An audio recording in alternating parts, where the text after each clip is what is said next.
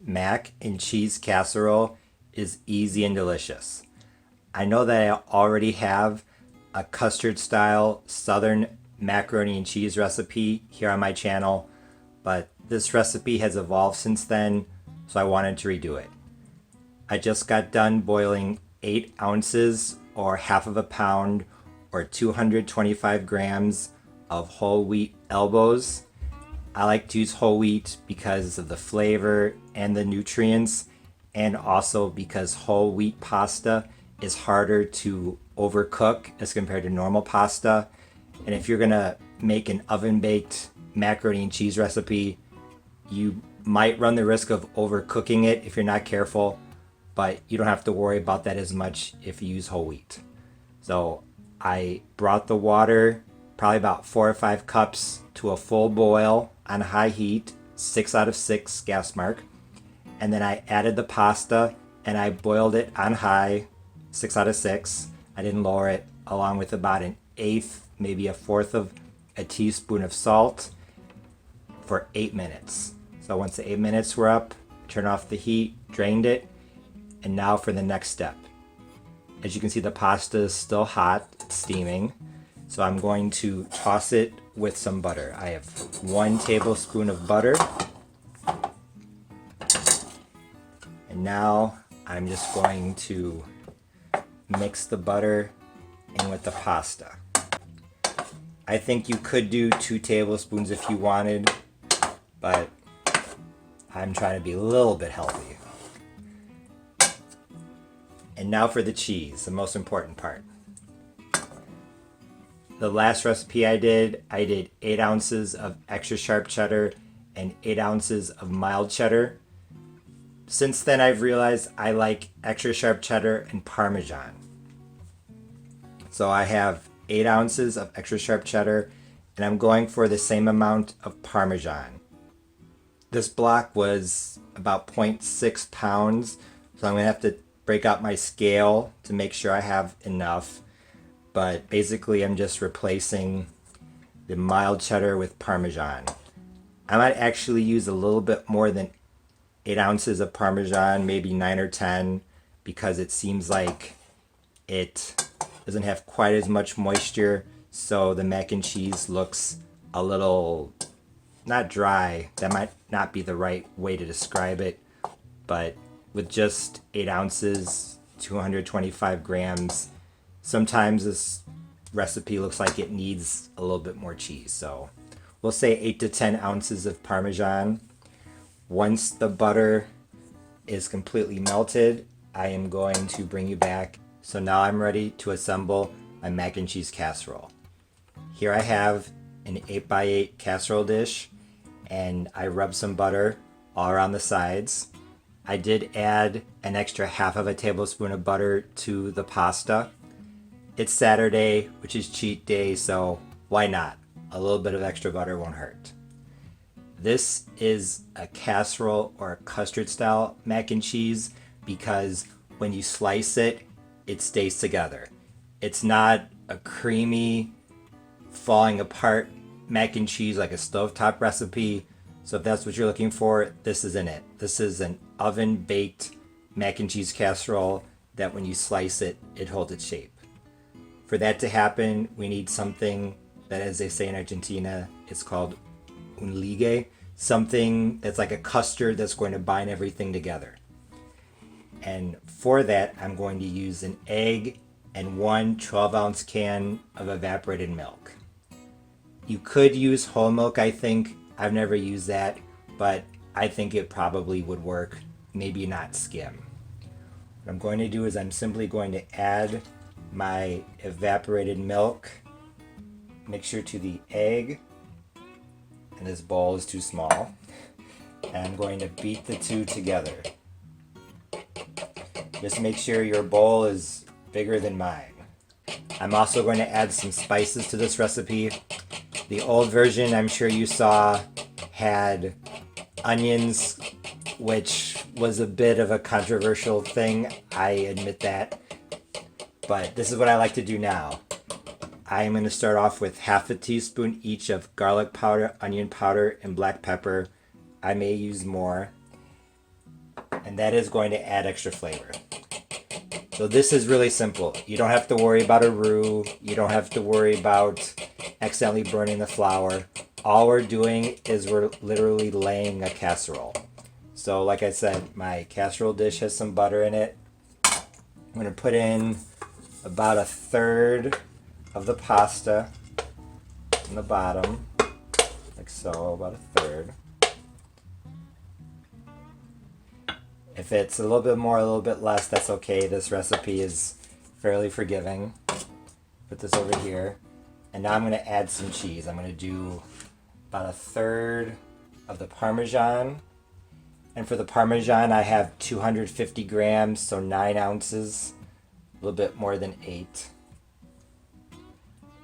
About 1/3 of the extra sharp cheddar. What's good about this recipe is that you can try different combinations of cheeses. This is one that I really like, but if you want to use pepper jack or mozzarella, whatever you have, it's fairly versatile. And now I'm going to take my spices, and I might actually use more. Just going to sprinkle them over the top. This first layer. And now I'm going to add some of the evaporated milk and egg mixture. About 1/3. Like I said, this is going to bind everything together. I know the egg is not perfectly blended, but that's okay. And even if you forget to add the evaporated milk until the end, that's okay. I've done that before, and I just poured it over top, and everything was fine. So like I said, this recipe is fairly forgiving. I'm going to do another 1/3 of the pasta. Take my spoon and spread that out.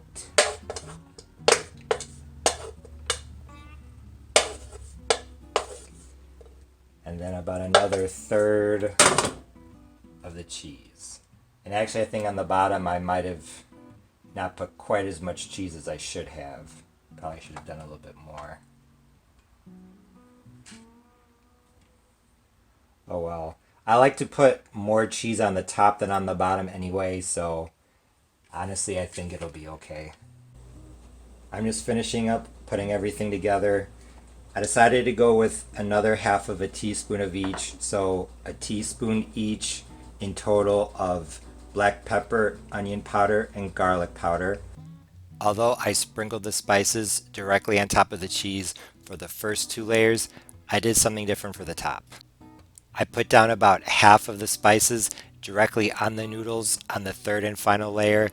Then I put down some of the cheese, and then what was left of the spices, and then the final bit of cheese. Since I like to have a pretty thick layer of cheese on the top, I wanted to make sure that the pasta itself was well seasoned. One thing I did want to say is that I know it's a lot of, as the Argentines would say, quilombo, a lot of mess, but now I'm going to add some extra spice just to make sure the cheese is nice and flavorful. I think you should definitely grate your own cheese. If you buy pre-shredded cheese, it has anti-caking agents. I think sometimes cornstarch or dextrose. I'm going to have to look into that. But that is going to affect the meltability. It's not going to melt as well. So see how this is clumping together? It's just been a few minutes and it's already hard to pull apart. That's because it doesn't have any of the anti-caking agents. Will your mac and cheese casserole be bad if you use pre-shredded cheese? No, of course not. But it won't be optimal. And I think if you're going to go through all the quilombo of making this mac and cheese, I think you should go all out. I think you should make it as good as it possibly can be. And I almost forgot. The last bit of the evaporated milk. Like I said, I have forgotten to put it in until this point, and it just sank down through the cheese and the pasta, and it was fine. The last time I made this recipe, I cooked it at 375 for 30 to 35 minutes, maybe a little bit longer. However, this time I decided to bake it at 350, and I thought that it would take maybe just a little bit longer, but it actually ended up taking 50 minutes. My mac and cheese casserole just came out of the oven. It was in at 350 for 50 minutes. Previously, I did 375 for 30 to 35, I think. So, if you turn down the oven, it takes a bit longer, but it's still fine. You can see it's bubbling around the sides. I'm going to give it 10 to 15 minutes, maybe 20, then I'm going to cut into it. My mac and cheese casserole is now ready. It's been resting for 25-30 minutes. Baked at 350 for 50 minutes.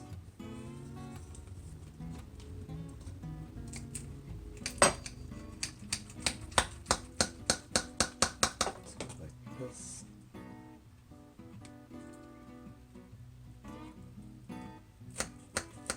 I am excited. This should be incredibly delicious.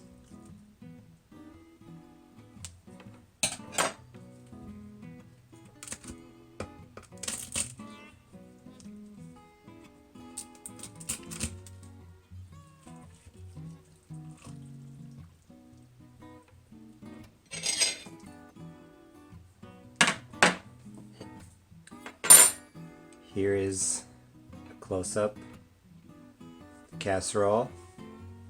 As you can see, it stays together. It doesn't fall apart. It has a nice contrast in textures. It's crispy along the edge here, and it's moist on the inside. You can see a bit of the spices in the middle. Brown nicely on the top. This mac and cheese casserole is going to be delicious. Not only because of the flavors, but also because of the textures. If you're looking for an easy, simple, delicious mac and cheese recipe that doesn't require a roux, doesn't require flour, or anything like that, this is for you. This oven-baked mac and cheese casserole was incredibly delicious.